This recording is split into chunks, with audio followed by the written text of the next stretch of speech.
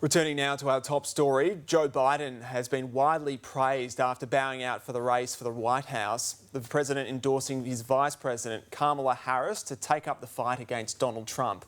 A number of people have backed the move, including Hillary and Bill Clinton and California Governor Gavin Newsom.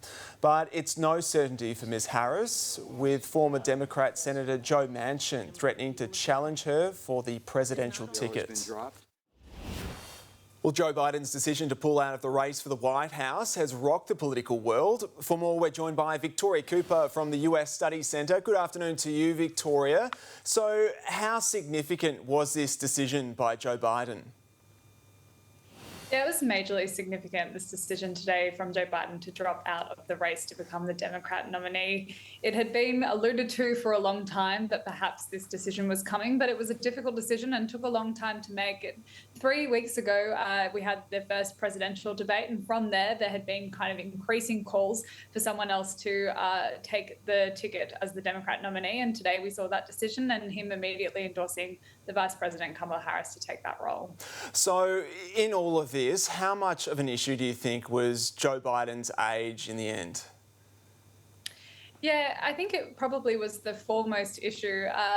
Democrats and all American voters had eventually lost confidence in Joe Biden, and a large amount of that confidence was to do with his age. I think a big part of that is that the president is currently 81, but were he to serve a full second term, he would finish that second term at the age of 86.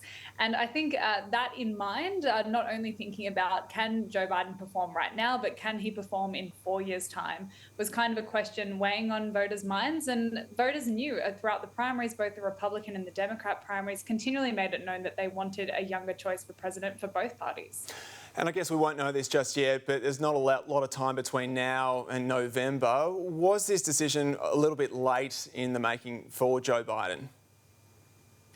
Yeah, I mean, this is definitely late in the US election cycle. We've had the primaries process and, Joe Biden won 95% of Democrats' votes and went on to become the presumptive nominee for a second run at the presidency. It is late in the cycle. Normally, the primary season would kind of pick the leading candidate for both parties. And in this instance, Joe Biden has chosen to kind of wait it out. But in some ways, this was kind of alluded to earlier. We had a very early first presidential debate, and some analysts have said that early debate was so that if he had a bad performance, he had time to recover. And this is kind of a part of that strategy. We are just over 100 days away from November, but it isn't too late. The Democrat National Convention, which will be held next month, is that kind of legal formalizing process for that candidate. And so we still have just under a month before that. So not legally too late, but certainly late in the election cycle. So the baton's now been passed to Kamala Harris, we think. What will Kamala Harris mean for Team Trump? And would they have preferred, do you think, to be running against Joe Biden?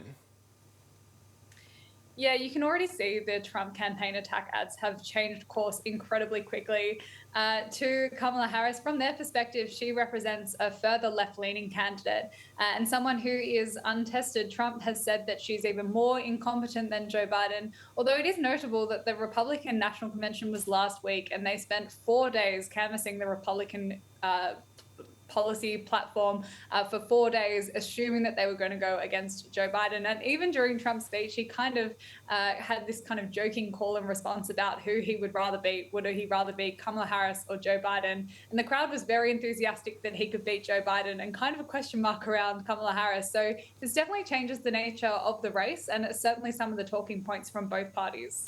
And still a few weeks until the Democratic National Convention, as you mentioned, but it's still not a done deal yet for Kamala Harris, is it?